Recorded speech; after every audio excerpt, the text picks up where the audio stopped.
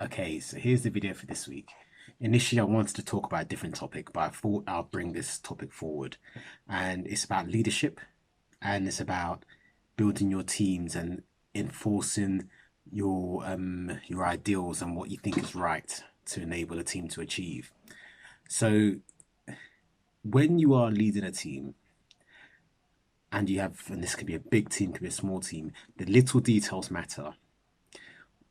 What kicked this whole chain of thought off was watching the Grenfell inquiry and hearing a salesperson who's on the who's working for the cladding company say they were just following it through. They didn't think people wanted the flame retardant version, so they sold them the flammable version by default. All these sort of things where you could see, if you allow people to be competent, if you led with an idea of you're not just a salesperson, you are a representative of the company, you have ethics, you have a moral center. If you lead with that, it will then echo through. The same things can be said with what we're seeing with other organizations and institutions. When you look at some institutions where their leadership has continually denied the data that's in front of them and picked facts that fit their needs, it filters through the organization. And you find them making decisions and demonstrating things which don't make sense. You will find people lower down in your organizations who are in positions of power and leadership. They will make the same poor decisions led by the ones at the top.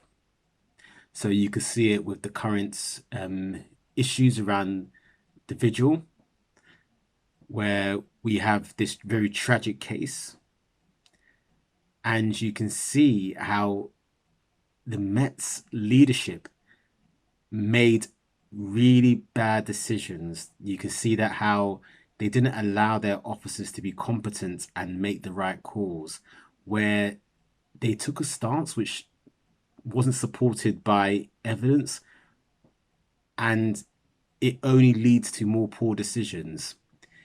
You've got to see within institutions, when you allow people to be continually incompetent, or you allow them to pretty much pick the easiest route, when you don't follow through on your policies and your regulations and the law correctly, all it does, it allows people to make mistakes and they come back to haunt everything.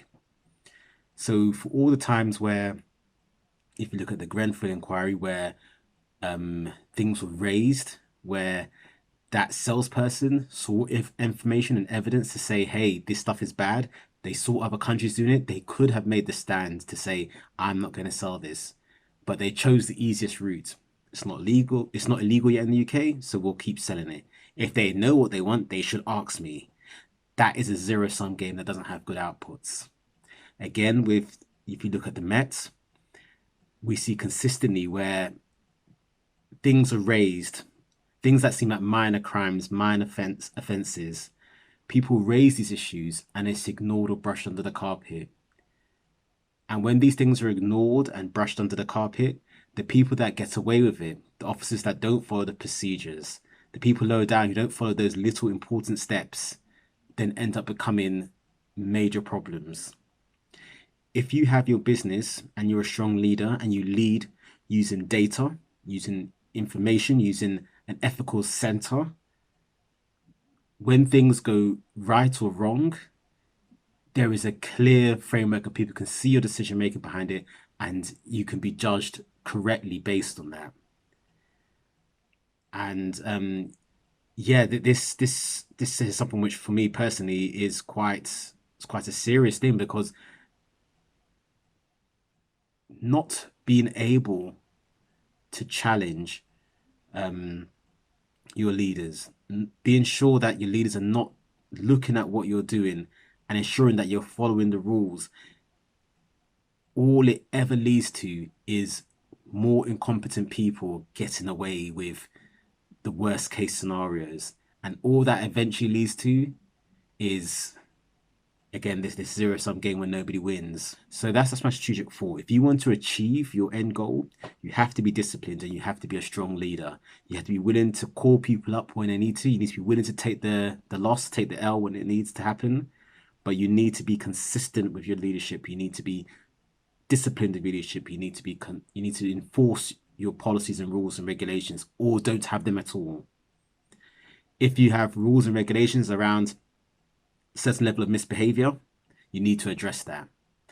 One of the things which I find is quite striking, me doing this particular talk, is that I've also just watched the Arsenal versus Tottenham game, where Arsenal's captain Aubameyang was excluded from the squad for being late because that was against the rules, their codes of conduct. And even though this is a person who needed on the pitch, they chose to exclude him because that was the rules, and that will pay off long term, because you need to have that consistency. And if it doesn't, if things went wrong, if Arsenal lost, then so be it. But at least there is a culture at the club that actually stands. And that's the same for all your businesses. That's the same for all your strategies. So here's my big thing for this week in this strategic thoughts. It is about businesses. It's about leadership and that discipline, that ensuring you keep incompetence out, you rule it out by ensuring that you follow your policies and you be disciplined.